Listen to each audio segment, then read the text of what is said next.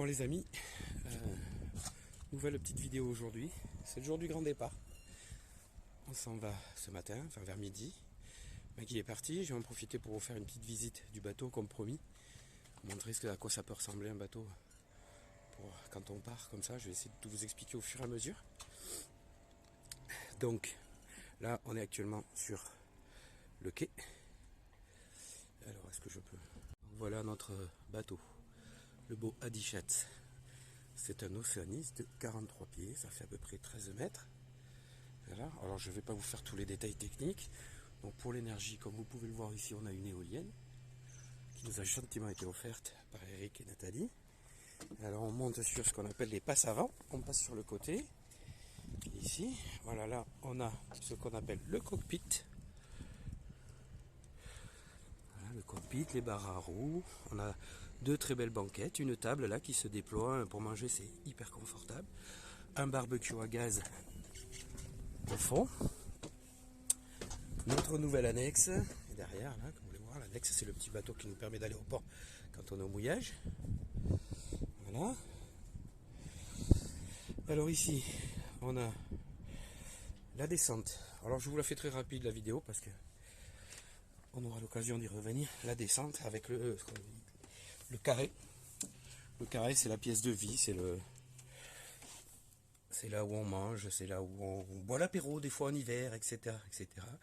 Sur la gauche, on a la bannette, donc comme vous voyez, qui est préparée avec un filet anti-roulis, maison, hein, le filet, qui sert à dormir quand on est en navigation, quand ça bouge un petit peu, le filet nous permet de nous retenir.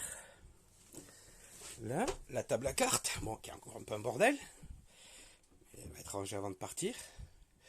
La cuisine, avec la fameuse casquette du capitaine, que je mets. Voilà. La cuisine, donc on a deux frigos. Là, un frigo qui est là en bas et ici un deuxième frigo. Donc au niveau frigo, on est quand même pas mal équipé. On a de la place pour deux, c'est largement suffisant.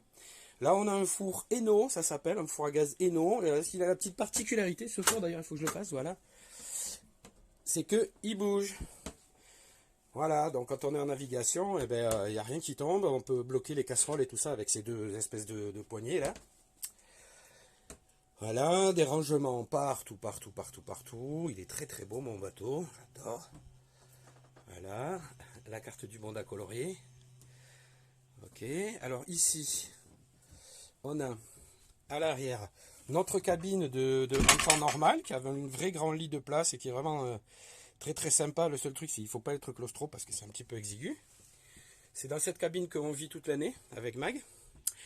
Ici, je vous le montre, mais bon, une salle de bain qui n'est pas utilisée, qui est utilisée comme un lieu de stockage, qui ne sert pas parce que la douche est un peu petite, c'est pas efficace. Il y a un WC marin manuel, ça s'appelle.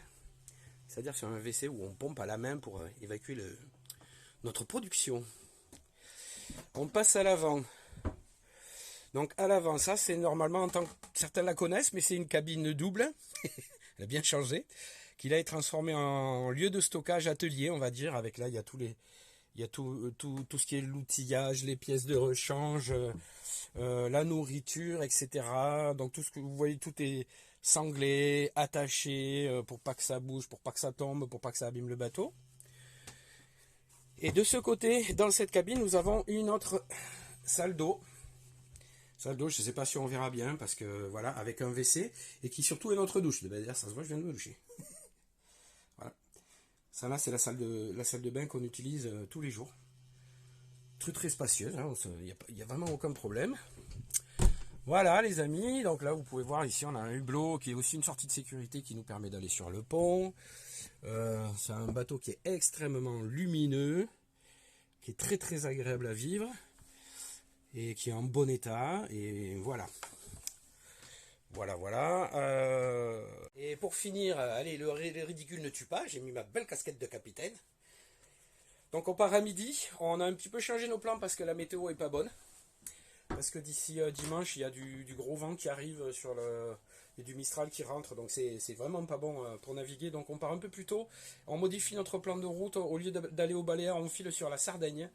Bon, normalement on devrait arriver samedi dans la journée, et on va probablement y passer une petite semaine en attendant que le vent soit favorable pour partir à Gibraltar. Je vais profiter de cette petite vidéo où je suis tout seul avant de partir, là, puisqu'on part dans 2 heures, on va dire, pour faire une petite déclaration d'amour. Puisqu'elle n'est pas là, j'en profite, à ma chérie. À ma chérie, parce que sans elle, ben, il n'y a qu'avec elle que je pourrais faire ce genre de choses. Il y a qu'elle qui a le cran et les qualités pour me supporter, pour supporter moi, pour supporter le voyage, les contraintes. C'est une femme extraordinaire et je profite de cette vidéo pour lui dire, mais elle le sait que je l'aime très très très très très fort et qu'il n'y a qu'avec elle que je pourrais faire des trucs pareils. Mon cœur, je t'aime et je t'embrasse.